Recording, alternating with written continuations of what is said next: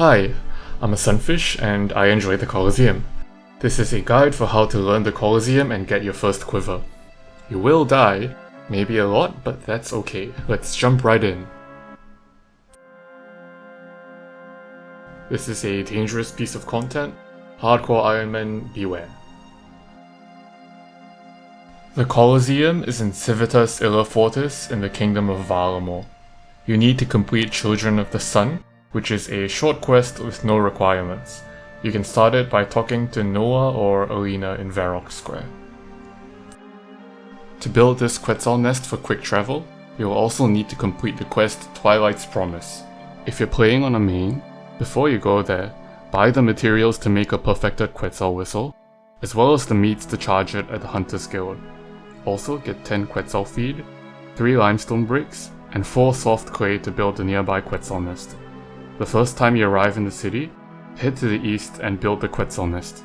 Once you achieve a 12,000 glory run, you'll unlock the Ring of Dueling teleport, which is the fastest way to get there. This is a very hard piece of content, so you should be prepared. I strongly recommend having these combat stats before attempting your first quiver. Gear-wise, you should at least have a Bolfa setup and a Fang, but a Mega Rare will be very helpful. Now, let's talk experience. This is an endgame piece of content and it will push you to your limits. If your only prior PVM experience consists of Volkarth tier bosses, or chill raids with no attention paid to tick cycles, you will have a very rough time. I would take these to be solid indicators that you have the skills and knowledge to take on the Colosseum. Don't think of these as hard requirements, but it's definitely easier to learn hard content if you've already challenged yourself elsewhere. First, you need a proper ranged DPS setup for the waves. A Twisted Bow is the strongest option overall. It outdamages the Shadow setup with fewer switches and doesn't leave you unable to reboost your stats after you burrow. What about the Scythe? Yes, it's the strongest weapon for Soul and it does the best DPS on paper. The thing is, as a learner, you will lose a lot of time dragging enemies as well as managing movement and invos. Losing time in the first 40 seconds of the wave is a life or death problem. The T-Bow isn't that much worse and it's far easier to use, giving you more effective DPS. If you are an Iron and your only Mega Rare is a Scythe, you should still bring a Bolfa switch. If your strongest weapon for waves is melee, it's fine to try to melee most things, but keep a ranged option in your back pocket. Second, you need weapons for the Frems. When you hit Frems with a style they're weak to, you are guaranteed to hit them for max damage. For the melee Frem, I recommend bringing a single Sanguinesti staff or Trident to two-shot it. One-shotting it with a Void Waker is also a great option, though you'll want to use a Light Bearer to sustain your spec energy. You can one-shot it with a 4-way Shadow switch, but this really eats into your inventory space, so I don't recommend it if you aren't using a Shadow setup. If you're running Ancients, 2 Barrages will kill it, but it's better to just Shadow it if you can. For the Mage Frem, the best option by far is a Venator Bow. With Dragon Arrows and Rigor, this one-shots the Mage Frem at 97 rage with a one-way switch. You can also use a T-Bow or Blowpipe, though you'll need more range switches or stat boosts. For the range Frem, a Saradomin Godsword is by far the best option. The special attack gives you a huge heal in the most overwhelming part of the wave. As a learner, you'll probably be speccing the Frem most of the time. Lastly, you need a slash weapon for the boss. Obviously, a Scythe is the strongest option, so if you have both a T-Bow or Shadow setup and a Scythe, you're chilling. If you can only afford one of them, get the T-Bow. Trust me, you will get way more millage out of it. The Soul Reaper Axe does the next best damage, but the HP management can be a bit scary as a learner. The Noxious Halberd is a great option, but you have to pick up Myopia in the waves, or else you won't be able to move properly in the fight. An Abyssal Tentacle does the job just fine. A spec weapon is not a must-have, but it's very nice for killing something early with Double South, nuking the Shaman when you get Mage First reinforcements, and speccing the boss out in Rage phase. Dragon Claws are best, followed by Burning Claws. A Void Waker also works if you don't have either of those. Now, a quick aside on your choice of spellbook. Ancients or Arceus? People use Ancients for two things: to freeze frames and for Blood Barrage. Freezing frames is a way to take some of the pressure off wave start since frozen frames can't hit you. However, barraging the melee frame loses you time at the wave start, and you need to devote inventory space to mage gear if you want to blood barrage anything for HP. You should never barrage the non-melee frames, because that can be extremely slow and leave you with no time to deal with south spawns before reinforcements arrive. I would not recommend Ancients unless you have a Shadow or are an Iron Man missing these healing items. It's not really bad to bring Ancients as a main, but if you're not chugging all of your brew or constantly ending waves at low health, it's better to simply bring Death Charge. If on Arceus you constantly run out of brew and can't bring any more, you can consider Ancients. Now let's look at some example setups. First, here's a max gear Twisted Bow setup. You can just T-bow everything and use the Blood Fury and melee gear for free heals at the end of the wave. This would be my first recommendation. Using a Void Waker in place of the Trident and switching the Berserker Ring for a Light Bearer is also a nice idea. Here's a Shadow setup. This doesn't perform as well as the T-bow setup because the T-bow does better damage, and this Shadow setup leaves you unable to boost stats after you brew. You also have 0 defense, so any mistakes you make will be punished. One-shotting the melee frame is very nice, and if you're going to use Ancients, this is the setup to bring. Here's a budget setup. It's okay to just Bofa everything. Meleeing does better damage than the Bofa, so it's nice to melee when you can do so without taking any risks. This is a T-bow setup that minimizes your death fees. I wouldn't recommend this over the regular T-bow setup because you have next to no defenses. Defense doesn't matter as much here as it does in the Infernal, but it can and will save you from time to time. The T-bow accuracy also really takes a hit. You should only really consider this if you just sunk your bank into a T-bow rebuild. This is the only setup with cheap death fees you should ever consider, since everything else just does so little damage that you're wasting your own time. Lastly, let's talk about Justiciar armor and the Dense Bulwark. You might have noticed that none of the setups I showed contain them. That doesn't mean you should never bring them, but there's something I want to emphasize. Use defensive armor as a tool to help you learn, not as a crutch you use to avoid learning. Let's say you want to try flicking some of the harder stacks, or learning to solve double south cleanly, but you're worried about messing up. Defensive armor is great here since you're using it as a tool to learn. If you are running pillars for every other stack, camping protect from magic all the way, brain off, you are slowing yourself down and reducing the content to a slot machine instead of a challenge you can overcome. If you decide you want to bring these pieces of equipment, I encourage you to use them to push your limits and learn. I recommend these RuneLite plugins. Fortis Colosseum. You want this mainly for the wave timer and the captions telling you what the invos are. You can also get it to hide your rewards for the next wave if you're prone to getting nervous when you see a rare item. Better NPC Highlight. This lets you highlight the Solar Flare True tiles, which is really useful information. I also recommend adding colored highlights to the frames for ease of identification. I use Outline, but experiment and see what works for you. Keep Hull Highlight turned off, it is a ridiculous amount of visual clutter. Visual Metronome or Metronome. A metronome is very useful to keep track of ticks and wave start, and while flicking pillar stacks. Custom Menu Swaps. By copying these into the first custom swap section, you can prioritize hitting the frames in the correct order and avoid clicking a Shaman when it overlaps with a Minotaur. Menu Entry Swapper and Entity Hider. Turn off these two options so you don't die from yellow clicking on dead enemies. These plugins are more useful for PVM in general, not specific to the Colosseum, so I'll gloss over them since there's a good chance you have them already. I don't personally use these plugins, but you might find them quite useful. I've added a link to this tile pack in the description. I'll go over the exact uses of each tile as we get to them. For now, just know that this is your start tile. If you're on mobile, use the A tile as your start tile instead. Before I delve into the guide, here are a few important notes on some common noob traps. I strongly recommend against melee only.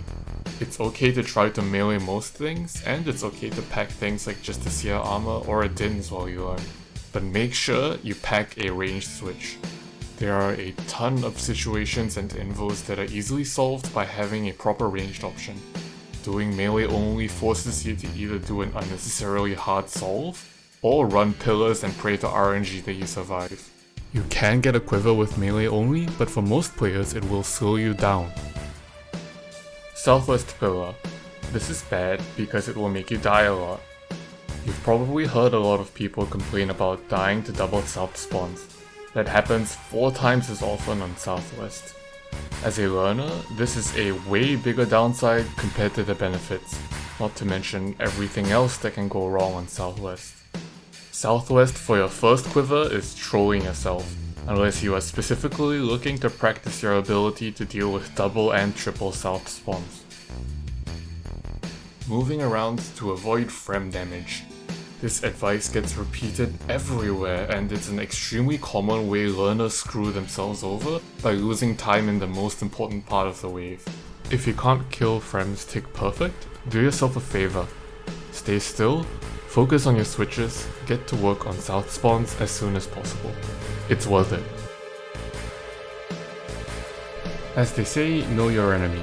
Let's take a good look at the enemies you're about to face. The Fremennik Warband Trio, or Frems. There is one melee Frem, one mage Frem, and one ranged Frem. They run at you at the start of the wave and will only attack in melee distance. They also ignore defense. Each Frem will take a guaranteed max hit from the style it's weak to, so magic hits for max damage on the melee Frem and so on. Your only priority on wave start after making it to the pillar is to kill these guys as fast as possible without losing ticks, except when you get double south. The Serpent Shaman, or just the Shaman. He doesn't hit super hard or have much HP compared to the other enemies, but you will come to hate him. He is the only 1x1 enemy apart from the Frems, and he has less range than the other ranged enemies. Learning to deal with him is one of the biggest parts of beating the Colosseum. The Jaguar Warrior. We'll call him the Jaguar. He attacks by repeatedly claw-specking you. He's not too accurate if you're in melee armor, but if you're in mage robes or ranged armor, you'll probably get one shot. You have to safe spot or pray against him. The Javelin Colossus, also known as the Ranger. He hits hard. If you're in melee armor, you have a decent chance to tank him, but don't expect to tank him for very long. Every 5 attacks, he throws a javelin in the air instead, which means you'll need to move sometimes while he's attacking you. If you have re-entry, this javelin leaves a lava pool on the ground. Taking re-entry 2 or higher makes these lava pools permanent and bigger, so don't take re-entry 2 before wave 11. The Manticore, also known as the Manti, my favorite enemy in the Colosseum. He starts the wave uncharged. Once he sees you, he charges up a salvo of 3 orbs, with the final orb always being melee. For each orb, you need to be praying correctly before it is fired, similar to Cerberus Ghosts. He takes 3 ticks to unload his salvo, 1 tick per orb, then recharges over the next 7 ticks. If there are 2 Manticores, they will match each other's patterns. Also, they will take turns to attack as long as they are both fully charged. If you let them both see you when one is not fully charged, you will regret it. Taking Manti Mayhem makes them do double damage at level 1, and venom you on damaging hits at level 2, and level 3 randomizes the order of their orbs. This is very bad for both your muscle memory and your pillar stacks. The Shockwave Colossus, or the Shocker. This guy has lower defenses and HP like the Shaman, but his max hit is a whopping 56. If you take a hit off prayer, you will feel it. Normally there is a maximum of 1 Shocker per wave, but taking Dynamic Duo makes a second one spawn near the first, which can give you some unfortunate wave starts or pillar stacks. Lastly, the Minotaur. he can smack you for a 74. He's bigger than the Jaguar, so he's easier to safe spot. Also, if he's not busy attacking you, he'll heal any other enemy that's below 75% HP all the way to full health. He needs to have line of sight and be within 6 tiles to heal another enemy. Picking red flag makes him impossible to safe spot, and other enemies including the Shaman will walk through him. Before the start of each wave, you will have to select an Invo to apply to the rest of the run. Each Invo applies a debuff. Some Invos can be leveled up to 3, while some only have 1 level. Here's a tier list of Invos. There isn't really a common consensus regarding some Invos, so just take this as a reference and feel free to experiment.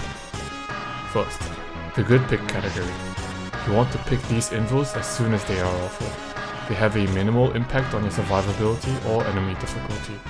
They might kill you sometimes, but usually aren't that hard to manage. Except for frailty, you can level them to 3 safely. Blasphemy. This is always your first pick before starting wave 1. Enemies smite you, so whenever you lose HP to enemy attacks, you also lose prayer points. This should never be an issue, just don't camp below prayer. Myopia. Your ranged weapons have less range. You can always deal with this safely with a T-bow or Shadow. At Myopia 3, you can shoot across a 3-tile gap. When you have Myopia, try to make a habit of shooting south spawns from the A tile. Solar Flare. It's a bit annoying, but it doesn't do too much damage and can be skipped without too much effort. On levels 1 and 2, only the second tick per tile will damage you, while Solar Flare 3 damages you and turns off your prayer for 1 tick as soon as its true tile overlaps with yours. If anything, this is a bigger problem in the boss fight than in the waves. Frailty. Reduces your max health and you can't overheal. If you're above the Frailty HP threshold, you will be reduced to the threshold once the next wave begins. This doesn't really affect you at levels 1 or 2, but try not to take 3 because that's a big hit to your survivability. Next, the sad pick category. You should still pick these up when you see them to reduce the chances of being forced into the really bad invos, especially if you're past wave 4 or so, but it's okay to be sad about it. These can kill you quite a lot or be a big pain to deal with. Leveling them up can be a big problem. Relentless. All enemies ignore some part of your defense and gain max hits. As a learner, you will make mistakes and this will make your mistakes hurt a lot more. Doom. Insta-kills you upon reaching the Doom threshold. This does nothing at level 1 since you're probably dead if you take 15 hits anyway, but Doom 2 can be rough if you're mistake prone or facing the final boss without enough practice. Do not take Doom 3, it will kill you. Re-entry. Sky javelins thrown by rangers leave lava puddles on the ground, which damage you every tick. This isn't really a big problem as long as you aren't doing melee only, but Re-entry 2 makes the puddles permanent, which is basically a run ender if you take it before wave 11. Re-entry 3 doesn't do much over 2, but by that point you're probably out of space and will be forced to use a different pillar. The javelin targets your position the tick after the ranger's attack animation begins. This means that you can place the puddles where you want by clicking to move right as their attack animation begins. You can even place pools on top of each other by clicking on a pool as the ranger starts moving. This doesn't make the pool do double damage when you step in. Volatility. Enemies explode on death, including friends. This isn't quite as unpickable as Doom 3 or Re-entry 2, but compared to Solar Flare, it's a million times more annoying and harder to avoid. A single mistake won't kill you, but you'll get finished off more often than you like from forgetting about it. You can level this to 3, but you will probably hate it. Lastly, the Avoid category. These will probably kill you. Totemic. Healing totems spawn near to enemies and heal them. They die in 1 hit to anything. This won't kill you directly, but drastically slows down your run, makes it way harder to kill something before reinforcements, and gives you more chances to die from being dragged by myopia or bad pathing. Manta Mayhem. Manta cores do double damage. This does nothing as long as you don't make any mistakes with Manta cores, but you will make mistakes with Manta cores. More often than not, this will kill you. It kills you even harder if you have Relentless. Level 2 doesn't really do anything if you have a Sanfio or a Surf Helm, but level 3 has a good chance to give you a stack you can't solve as a learner. Dynamic Duo. An additional shocker spawns near the spawn location of the first shocker. Sometimes this does nothing, but when it does do something, like make a really bad pillar stack or give you a surprise double south spawn, you won't be prepared to deal with it. This only affects waves with shockers in them. Quartet. An additional frem spawns. It can be any of the three of them. If you're very good with frames and can consistently kill them around the 10 to 12 second mark while moving, this isn't that bad, but most learners are very bad with frames, and this just compounds the problem. You will die a lot more to south spawns, reinforcements, and volatility. You will also definitely die to the boss. Red flag. The Minotaur can't be safe spotted. Also, he loses collision with other enemies, so the Shaman can walk straight through him. This will kill you, and it will super kill you if you have any south spawns alive while reinforcements spawn in wave 10 or 11. Bees. They spawn on wave start and slowly make their way in your general direction. They die in one hit to anything. When they overlap with you, you will take poison damage every tick. This will kill you while you're busy dealing with south spawns, reinforcements, or a pillar stack. It's also easy for them to make you break your position, causing everything behind the pillar to see you. For what it's worth, you can get a max SGS heal off them, but it won't matter because a first Quiver run with bees is more or less doomed. Keep in mind that the game prioritizes leveling up your existing Invos over offering you new ones. This means that you should take pickable Invos as soon as they are offered, instead of only leveling your easy Invos only to be offered a set of 3 bad fresh Invos later. Each wave pits you against a preset group of enemies. At 40 seconds into the wave, reinforcements will spawn in from the gates in the arena. Now, let's learn how to beat the waves.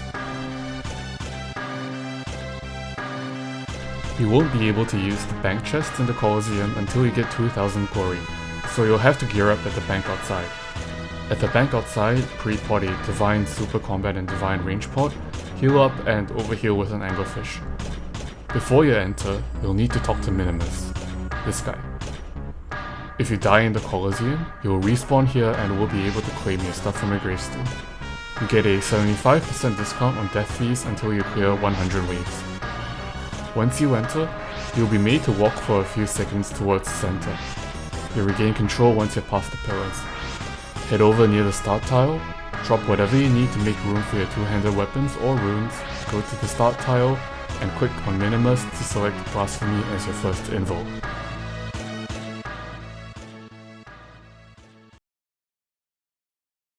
Before the wave starts, organize your inventory so you have an easy time with your switches on wave start. You will kill the starting enemies in this order. Start with your mage weapon equipped. You'll use your mage weapon for the melee frame, your ranged weapon for the mage frame, and your SGS for the ranged frame. Afterwards, you will switch to your ranged DPS setup to kill any south spawns. The first 40 seconds of each wave are crucial. You have one goal, to set yourself up safely for reinforcements. This means we need to do 3 things. Start the wave on the correct timing. If you're early, you'll get enemies spawning in behind you. And if you're late, you'll get hit on the way to the pillar. You cannot mess this up. Kill frames and south spawn. We don't care about walking for frames or praying against them. Our only job is to kill them ASAP so we can do as much damage as possible to a south spawn before reinforcements arrive. Position ourselves for reinforcements. This usually means being on the west side of the pillar so the melee will be safe spotted. Start each wave praying against the most dangerous enemy in the wave, and also pray Rigor if you're not confident in your clicks. If you're using a Void Waker spec for the melee frame, pray Piety instead. 5 ticks after wave start, click the B tile to run there. There are 2 easy ways you can time this. You can set visual ticks or visual metronome to 5. Click the continue button on the info screen on one, then click the B tile on the next one. A different method is to start on tile A instead. Once the info screen disappears, click to run to the regular start tile, and click on B once your true tile reaches the regular start tile. If you time it right, you'll start running right as the enemies spawn in. Keep an eye out for anything that spawns on the A or B tiles. These will see you off spawn from the south side. If anything spawns right behind you on the west side, it means you ran early. If anything hits you before you ran behind the pillar, it means you ran late. Now, it's time to deal with Frems. Frems can only hit you if you stay still. You might have heard from other guides that you can avoid Frem damage by moving. For a lot of players, this is a trap. Unless you're 100% sure you can kill them without losing any ticks, stay still, focus on your switches, and kill them as fast as you can. Many learners who internalize this advice of walking Frems are losing ticks and killing Frems slower because they're afraid of taking Frem damage and busy clicking the ground. This is a vicious spiral. The slower your Frems, the less damage you do to south spawns, the more likely you die to reinforcements. I cannot emphasize this enough. It is worth taking Frem damage to kill them as fast as possible. As you're running to the pillar, change your prayer if you need to, then right click the melee Frem. As soon as its true tile crosses these tile markers, click to hit it with your staff. If you're using a Void Waker, wait one more tick. Open your inventory and hover your mouse over your ranged weapon. As soon as you get the XP drop from killing the Frem, click your ranged weapon, turn on Rigor if it's not already on, and click the Mage Frem. If there was a South Manti, brace to flick it. Get ready to pull out your SGS. Once you get the XP drop from killing the Mage Frem, switch to the SGS, click your spec bar if you're going to spec, and kill the ranged Frem. Let's watch that again at normal speed. Wave start timing. Right click. Attack Frem. XP, switch, kill. XP, switch, kill. On waves with at most one south spawn, your Frems should look like this. You should get the last XP drop around the 12-second mark, maybe 14 if you're not used to switching. If you usually take longer, take some time to just practice on wave 1 until you get it down. If you consistently get them down in 10 to 11 seconds with a Trident or Sanguinesti staff, you can consider adding some control clicks in to avoid some damage. If you're freezing the Frems using Ancients, the process is exactly the same, except that you freeze the ranged Frem just as he reaches you. Barrage one more time to kill the melee Frem, then kill the others with your Frem weapons as normal. Do not barrage the non-melee Frems, because this is a huge waste of time, and wasting time with south spawns alive is a life or death problem. If you have volatility, you'll have to move between killing Frems to avoid taking all of the explosion damage. Wait a little longer to run after killing the melee and mage Frems, since you need to account for projectile travel time. The ranged Frem will die wherever you hit it, so you can run immediately.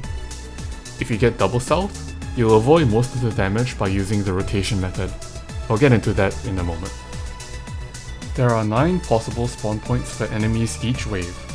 Enemies that spawn on A or B will see you on the south side of the pillar. Also, shamans that spawn on these tiles will slide down the pillar and see you, instead of getting caught on the pillar, so take note. After cleaning up Frems, your number 1 priority is to kill a south spawn. Take out your T-bow, Shadow or Bofa, turn on your offensive prayer and start blasting.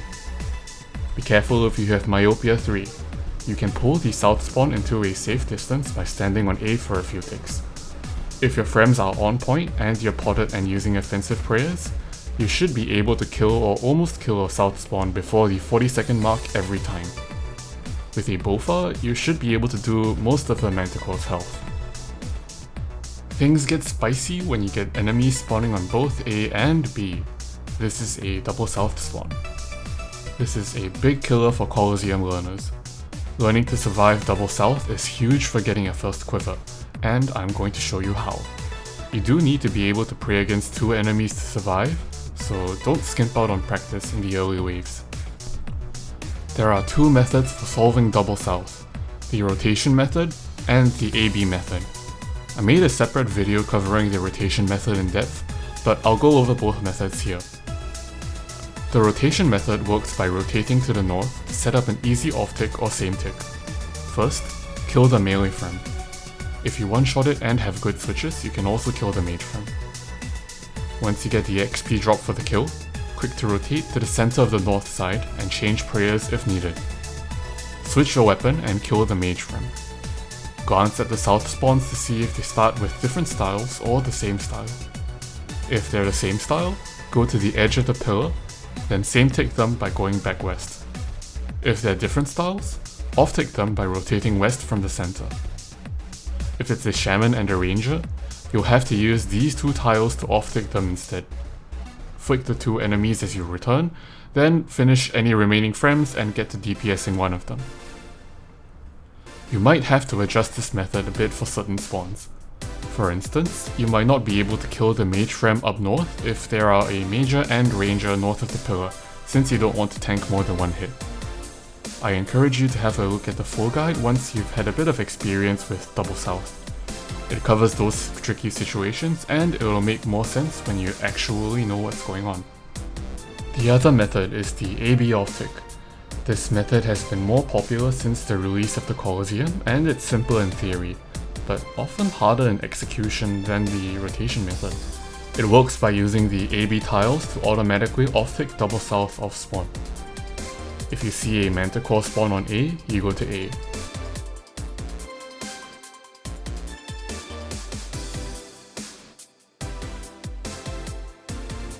If you see a Manticore spawn on B, you go to B.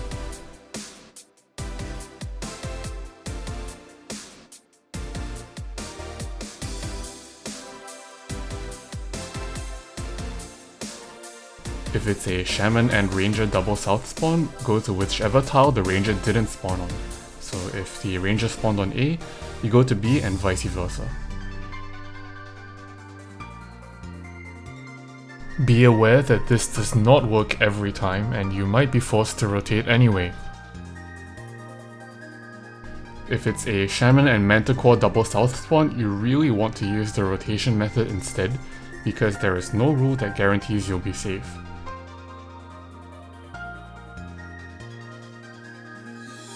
If you get two manticores, you need to either step one south of B or one west of B in order to make the manticore see you at the same time early.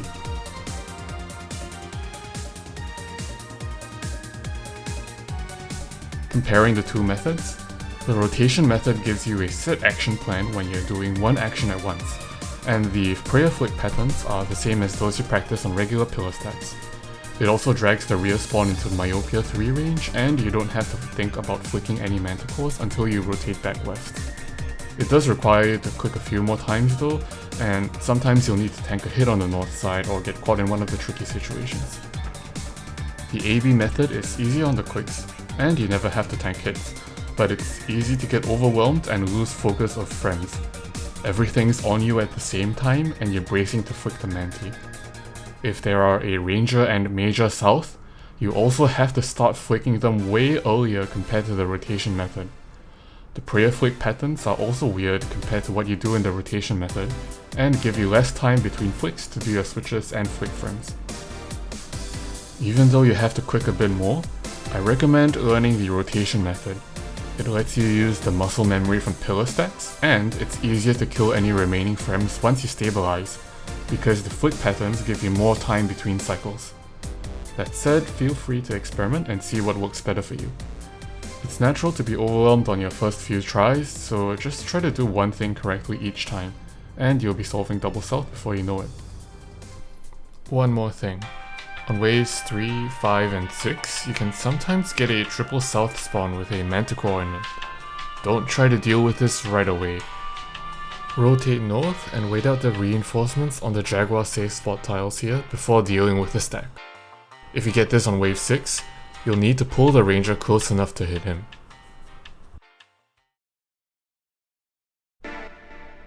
Reinforcements will spawn in at the 40-second mark. Generally, you need to be at the west side of the pillar to stay safe and safe spot the melee. If you have a T stack or a triangle stack behind the pillar, you'll want to stand on A before they spawn in, so the reinforcements don't get caught on the stack.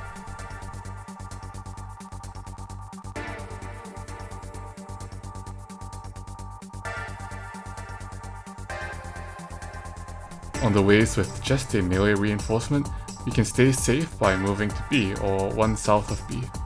On the early waves of the Jaguar, you'll get specced out as soon as you step west, so don't do that. On later waves with a Minotaur instead, you can stand up to 2 tiles away from the pillar, which makes it a bit easier to deal with solar flare and re-entry. On waves with the shaman and melee reinforcement, it's random as to whether the shaman or melee see you first. If it's melee first, it's a simple matter of cleaning up whatever's south before killing reinforcements. If it's the shaman first though, you'll have to deal with it if south spawns are still alive. There are a few options you can take.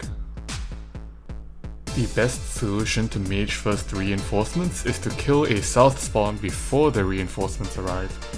It seems obvious, but all too often, people take 25 to 30 seconds to kill Frems, barely finish switching into their DPS gear, and then find themselves dealing with a full HP south spawn and the shaman. Good wave start procedure gives you more time to DPS south spawns, which minimizes the chance of this happening in the first place. Bad frame procedure is the root of problems with south spawns and mage first reinforcements. Now, let's say you did your best and didn't succeed, or you got a double south spawn and barely killed one south spawn. You have a few options to survive mage first reinforcements, and of course, the hardest option works the best. Let's start from the easiest option and work our way up. Running south. You have a solid 50-50 chance of making this work, either you live or you don't. Jokes aside, there are ways you can improve your odds of surviving. Wearing tanky armor is an easy first step, not as effective if you took Relentless. Praying against attacks is another big one. You'll probably be brewing as you run, but if you simply tank every non-mage attack, it's very easy for the rangers and manticores to get lucky hits in and kill you despite your best efforts. Even if it's just whatever you were flicking from the south, praying against more than just mage attacks will make a big difference in surviving pillar runs. You'll probably end up with an abomination of a stack once you arrive, so use the LOS tool to pick the stack apart while taking the least damage possible. You'll probably have to start by dragging the Minotaur or Shaman out. Brute Force. Like pillar running, this can work very well or very badly depending on the situation. If there's only one south spawn and you're about halfway through to killing it, you can choose to ignore the shaman as it arrives and focus on killing the south spawn. Often you'll find that the shaman is naturally off-ticked anyway. If you're not close to killing the south spawn, or there are two of them, you might have to kill the shaman instead. This is a lot easier if you have spec weapons or a fang. Pot up, wait on B tile, and dump specs on the shaman when it comes around the corner. If you're on wave 10 or 11, the Minotaur won't heal the shaman as long as you stay on the A tile, which means you won't be able to step out of the way of any incoming sky javelins or solar flares. Tick eating the shaman can come in clutch. This doesn't work if the Minotaur is caught behind the shaman like this, but thankfully this doesn't happen most of the time. Lastly, you can pray against the shaman. Let's say you just stay on B and leave it to chance while focusing on your prayers and movement. If you're just up against a single ranger, you have around an 80% chance for the shaman to be on a safe tick, since the ranger attacks for only 1 out of 5 ticks every cycle. On the other hand, you could be flicking a ranger and mage manticore double south spawn, which only gives you 2 safe ticks during the manticore salvo and 3 safe ticks while the manticore recharges. If you really feel like gaming, you can go for a manual off-tick using the shaman tile. This can range in difficulty from pretty easy to fairly hard. The shaman will see you from the middle of the pillar if you're on this tile. With a single south spawn, you can slot the shaman into a safe tick by clicking this tile as soon as you see the ranger attack, or as you see the second or third manti orb fire or reload.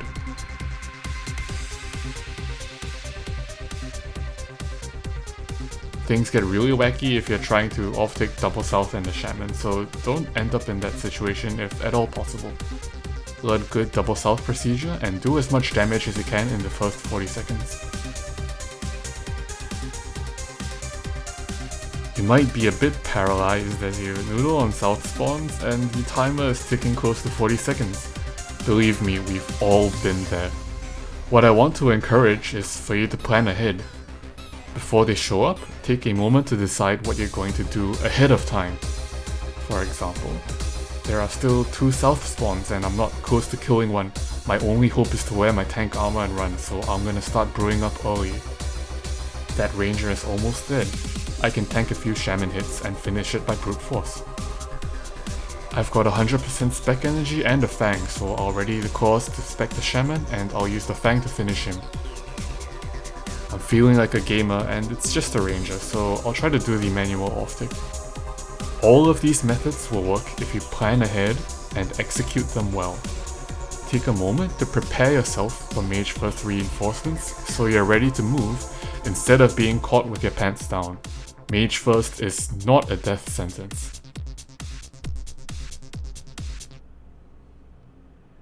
South spawns are dead, reinforcements are dead, and now it's time to clear the pillar stack. Let's go! But wait! If your stack looks like any of these, don't reveal the manticore. In fact, it's good practice in general to not reveal manticores early, unless you got double south and are using the rotation method. Now, back to pillar stacks. First, I'll show you examples of all of the stacks you're likely to see, and how to flick them. After that, I'll go over the methods of simplifying pillar stacks, running pillars, and destacking. These are both techniques that can be very useful if done right, and can also screw you over if done wrong. I strongly recommend learning to flick at least 2 enemies at the same time. When killing a stack of 3 enemies or more, you can sometimes give yourself an easier time by hitting the enemies in the middle or back first. If you kill something in front, let's say for Blood Fury heals, and something will slide into its place, run back behind the pillar once you get the kill, and start afresh on the new stack. As a rule of thumb, always click to manually move out. Do not click enemies in the stack, as this can easily cause you to fail an off-tick. For all stacks shown, you can substitute any ranger or shocker with a manticore of the same style. Also, for those of you who prefer looking at charts over listening to me ramble, I've linked the summary chart for most common stacks in the description. When 2 or more enemies of the same style are lined up, walk out 1 tile south from the pillar to same tick them. You always want to same tick manticores. When 2 manticores see you, they take turns to attack you every 5 ticks. When there are 2 enemies that start with different styles, start on B, pray against the back enemy, and run 2 to the south to off-tick them. Click to change prayers once the back enemy starts their attack animation. The front enemy attacks 1 tick later than the back enemy. This works because the back enemy has line of sight on you on this tick, but the front enemy does not. The golden rule of off-ticking is that you always want to run out on the side the enemies aren't sticking out. If you end up on a different pillar, remember this principle. It will always be to the south or the west. In a line of 3 enemies where the back 2 start with the same style, and the front starts with a different style, you do the exact same flick as the regular XY. Start from B, pray against the back monsters, and run 2 south.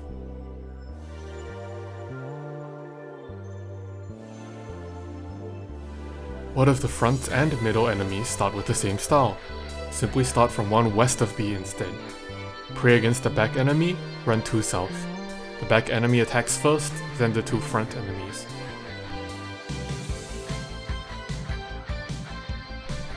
Shamans have a short attack range of 10 tiles compared to 15 for other enemies. We can use this to destack or outrange them easily if they are caught on a line of 2 enemies.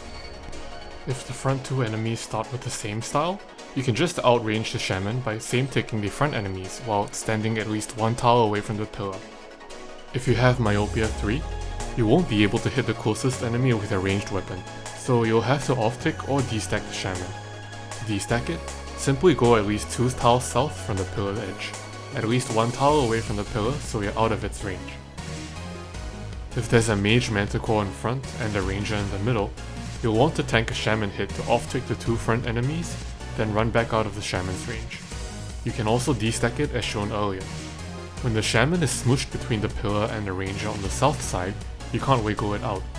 Use these tiles to off-tick them from the north. The ranger attacks first, then the shaman. An enemy that overhangs from the pillar like this will always see you on the first tick you step out. To safely off-tick this from the south side, start 1 west of B, pray against the front enemy, and run 2 south. The front enemy sees you first, followed by the back enemy. A common accident that happens here is for a reinforcement enemy to get caught on the north side of the triangle, making it impossible to off-tick on the south side. To fix this, you'll need to drag the reinforcement out using the drag tile. From the safe zone, step one tile north and flick the nearest enemy, then move to the drag tile and pray against the rear enemy. This will drag any shamans or melee reinforcements off the stack. To avoid this situation, stay on A as reinforcements spawn. A T-stack is just a triangle stack with an extra enemy stapled to the end. T-stack 1 has the front and back enemies start with the same style, and the middle with a different style, like a sandwich. You do the exact same off-tick as the regular triangle stack. 1 west of B, pray against the front enemy, run 2 south.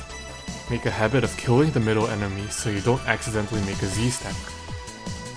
T-stack 2 has both the middle and back enemies start with the same style. Step back west from B until there's a 5 tile gap between you and the pillar. Pray against the front enemy, and run 2 south.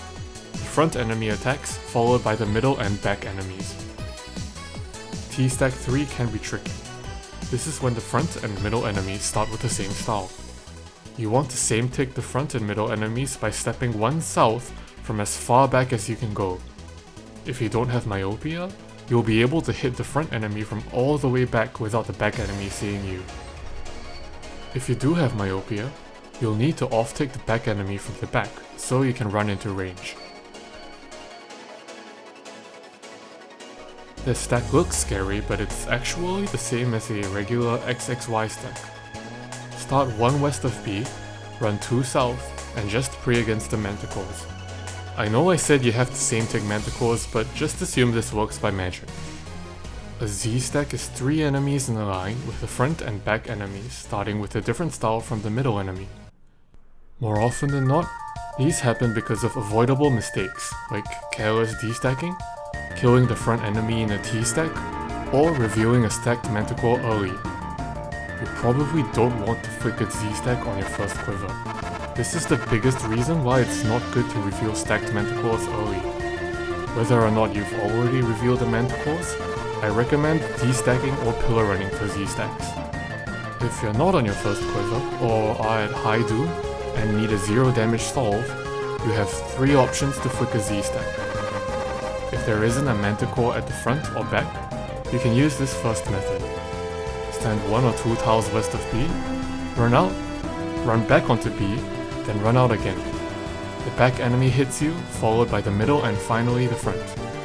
You might have done this in the Inferno. If there is a manticore in the front or back, you can't use the previous method. What you can do instead is to stall 2 ticks when you run back. You can count the ticks by walking. This baits the back enemy into attacking, then causes the middle enemy to attack you next, with the front and back enemies lining up on the same tick. Alternatively, you can use this method. From the off-tick tile, run 4 tiles to the southwest, then immediately start moving to the east.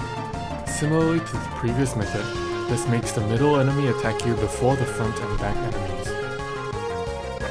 Box stacks only happen if you pick Dynamic Duel, you destack a T-stack, or if you mess up the wave start timing. These can be very bad since you might not be able to go out on either side without tanking hits off prayer. If you choose to destack a T-stack, think ahead and make sure you aren't going to make an unsolvable box stack. If you do have an unsolvable box stack, your best bet is probably just to run to the southwest pillar, but plan it out to make sure you don't get surprised by anything from northeast. You can also solve it by forcing an off-tick with a manticore. To do this, go out on the manticore side, tank a hit, run back in, then run back out when you see the second or third manti orb light up. This will off-tick the manticore and the other enemy. This is a very rare stack to get and there are too many possibilities for me to go through, so I won't go into detail. You might be able to off-tick them all using a knowledge of regular pillar stacks, but it's fine to just destack or pillar run for anything that's too complicated. Ideally, you go southwest and wrap back around to the west so 2 enemies get caught on the north side of the pillar. Don't pick Dynamic Duel. If you do end up with this stack, plan out a pillar run and make sure you don't let 4 enemies get caught on one side of the pillar. Don't take dynamic duo and don't accidentally release things from northeast. Use the LOS tool for your solve. You'll probably have to pillar run this. Phew. That should cover how to deal with most stacks. If you've managed to come up with any more creative stacks, I'd love to see them. Now let's talk about running pillars and destacking. By running from northwest to southwest or southeast, you can simplify any pillar stack by catching some of the enemies on the pillar, which can let you reduce the stack to a few easy 1v1 or 1v2 encounters. There are a few rules you should follow while you run. First, prayer flick whatever you can as you run. Check the pillar stack guides for how to off-tick your stack. This isn't a tank test. Second, if you're not completely sure how your stack will work out when you arrive, use the LOS tool to check. In general, you can break up a stack of 3 enemies safely on southwest, and staying on this corner on southwest across any northeast spawns to block the incoming pillar stack for a 1v1. If there is no northeast spawn, you will want to rotate back west before the enemies on the east slide all the way down and see you. These stacks can usually be broken up on southeast like this, but the run might force you to tank a lot of hits if manticores are charged. If you do have a weird stack, consult the LOS tool first. Don't YOLO run or you might end up with a stack that's impossible to solve. There are a few pillar stacks you should absolutely 100% run pillars for. These stacks have the potential to turn into very dangerous Z stacks that are very hard to off-tick easily. When you see a stack like this, remember not to reveal the manticore early so you can run for free. Some players get into the habit of running pillars for the simplest stacks of 2 enemies. I encourage you not to do this. You're denying yourself valuable practice in a low pressure setting. Practicing these simple seam ticks and off ticks makes it easier to solve double south by helping you build muscle memory. Whether you pillar stack for stacks of 3, 4 or more enemies is up to you. The more practice you get flicking hard stacks, the easier it is for you to survive when running pillars or destacking isn't an option. I've mentioned destacking a few times, so here's the deal. By using the tiles labeled 1 and 2, you can pull the back enemy off a stack of 3 enemies and let it slide down to you for an easy 1v1. This works by exploiting the maximum range of the enemies. It also works for shamans stuck behind 2 enemies. Be careful since this also releases anything that's caught on northeast and adds it to your pillar stack. So make sure you think about that in advance so you don't create any Z stacks. Also, don't destack T stacks without planning ahead. You can end up creating a box stack that's impossible to solve without tanking hits. To destack, stand on tile 1, pray against the more dangerous of the 2 front enemies, and run to tile 2. Wait there for at least 1 tick, then head back to tile 1 and run straight east towards the pillar. The destacked enemy attacks you 3 ticks after the front enemies, so you can switch prayers right after any front manticores finish firing. Some stacks will kill you if you run pillars, some stacks will kill you if you destack, and some stacks will kill you if you try either. The important thing is to plan ahead. If you're not sure what will happen, look it up.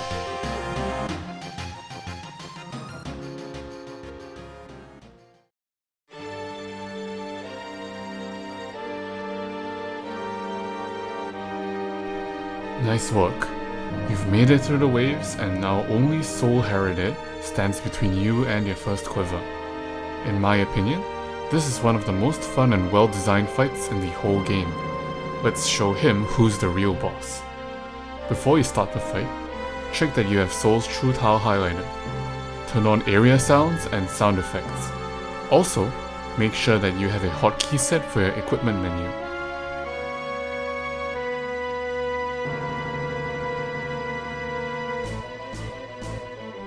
Soul has 1500 HP. He's weak to slash, and strong enough against stab that a fang does less damage than a tentacle whip. Do not try to range or mage him, his defenses are extremely high. Soul has a handful of regular attacks, as well as 2 special attacks. With good timing and some practice, you can avoid all damage. This means that if you play well, You can beat him without using any supplies whatsoever, though you'll want to use Piety to speed up the fight in the last phase. Even if you only have a few sets of supplies left, don't give up. You'll want to practice the fight until you're comfortable in the simulator. I've linked it here. For his regular attacks, Sol attacks you with his spear or his shield for up to 45 damage, unaffected by prayer. The spear attacks produce a metallic sound,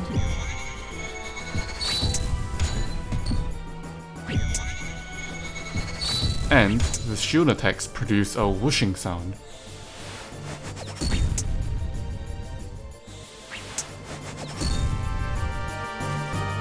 To dodge these, you have to step away from him onto a safe tile before attacking him again so he doesn't move. You have 2 ticks to react to his regular attacks. There are 2 versions of spear and shield attacks with different safe zones. We'll call them Spear 1, Spear 2, Shield 1, and Shield 2. To dodge Spear 1, step away from Sol to the middle or his sides. To dodge Spear 2, step away from Sol to his off-center tiles. To dodge Shield 1, step 1 tile away from Sol in any direction. To dodge Shield 2, step 2 tiles away from Sol in any direction. Sol always starts the fight with Spear 1.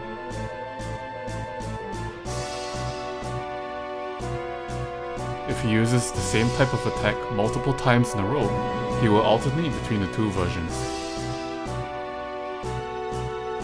If he switches to a different type, or does a special attack, he always restarts with Spear 1 or Shield 1.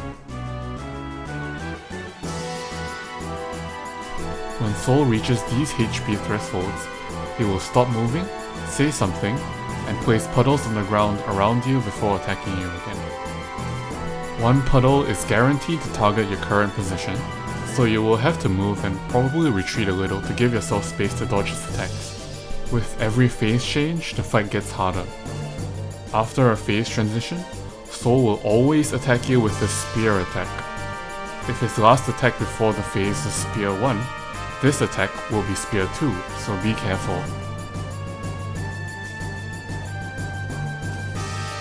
If you forgot, the L dodge will always be safe here.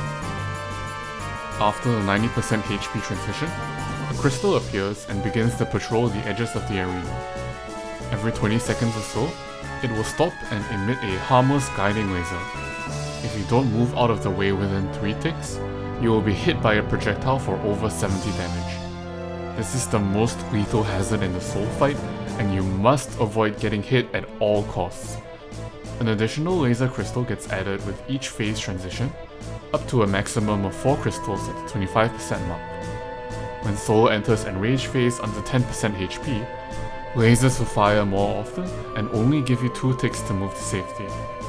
Lasers can fire in the middle of special attacks, so pay attention. Lasers that overlap with Sol's regular attacks will always fire before you move, so you'll be safe if you move at the correct timing. Sol's first special attack is the triple attack. He starts to use this after the 90% HP transition. A loud charging sound will play, and he will quickly draw back his spear before hitting you 3 times for a total of 70 damage. The first hit deals the least damage, and the last hit deals the most damage. You don't need to move for this attack, but you need to pray against each hit tick perfect, and turn off a prayer immediately after each hit. If you have any protection prayer active before he hits you, he will disable it and force you to take the hit. This is the timing to quit your prayer.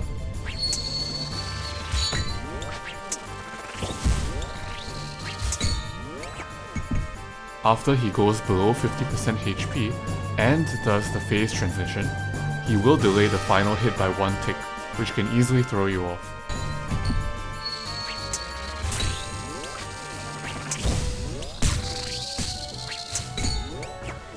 After the triple attack, Sol will always attack you with Spear 1 or Shield 1.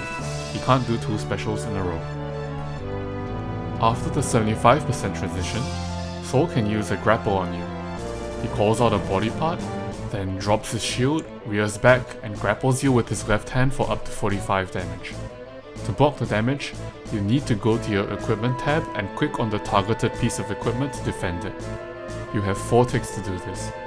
If you defend on the last possible tick, right as he grabs you, you'll do a perfect parry and your next melee hit will be a guaranteed hit for max damage.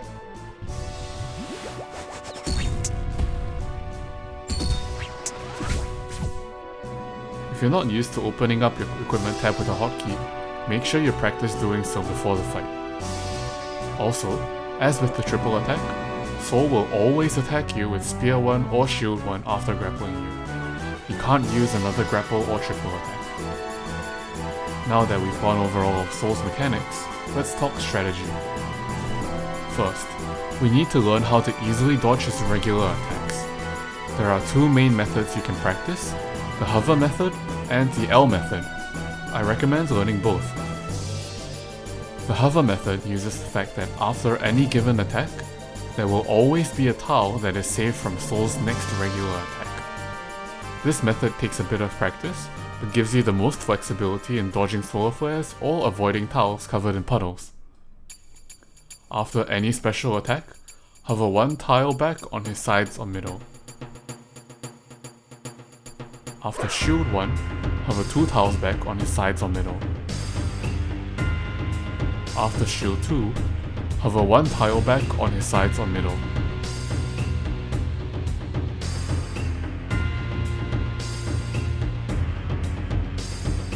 After Spear 1, hover 1 tile diagonally on his off-center tiles. After Spear 2, hover 1 tile back on his sides or middle.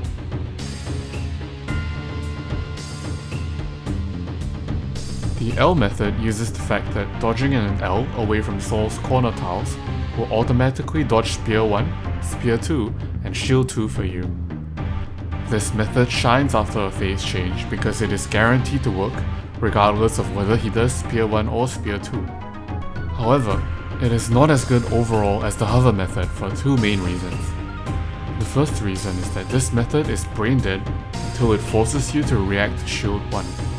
You already need to react to the lasers and both special attacks. Having one more attack to react to makes it harder to recover if you have to break your cycle to run from lasers. The second reason is that only being able to dodge from the corners restricts your positioning options. You'll find that you get backed into corners faster, and if you have to break position due to solar flare or lasers, you'll have a harder time getting back into position before he starts to attack you again.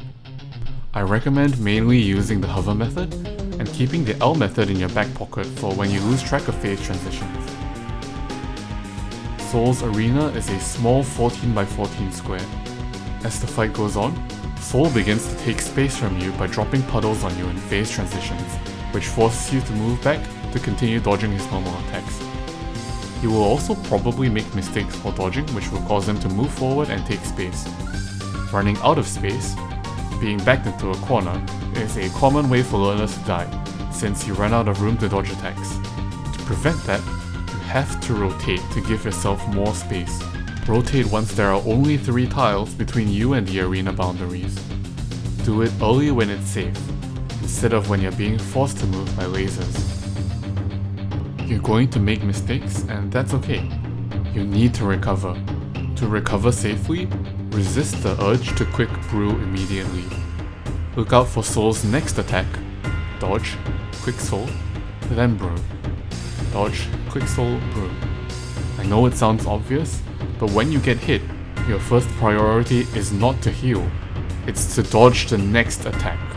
You can take a sip of brew safely between attacks. Lastly, here's a small tip. If you get hit by a spear attack, don't dodge diagonally for the next attack. Dodge 1 tile back directly behind you, then get back into cycle. Certain invos affect the soul fight, some differently from in the waves. Take stock of your invos now and get ready. Soul already has 100% accuracy, so defense doesn't matter. This only makes him hit a bit harder, so you won't notice it. This does absolutely nothing in the fight until the very end, unless you also have Quartet. Even if you're sure you didn't take volatility, always run away after soul dies. If you took re-entry 2 and left any puddles in the middle of the arena, they will remain here throughout the fight. Hopefully you weren't running around in the middle too much while rangers attacked you. This is incredibly annoying in the waves, but it's much easier to deal with in the soul fight if you're prepared for it. One totem spawns near his southwest tile immediately when he goes under 50% HP. You can kill it with anything except a one-way shadow switch.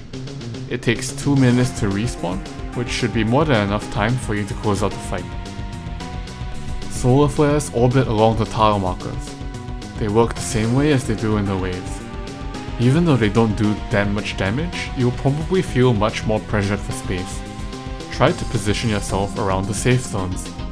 With the hover method, remember that you can use both the sides and the center, which gives you more options to maneuver around the solar flares. This is a killer invo at Soul. A random frem spawns at the start of the fight. You need to kill it. First, attack Soul as usual. Pray against the frem. Shift click to dodge spear 1, and then shift click to move back. Switch weapons.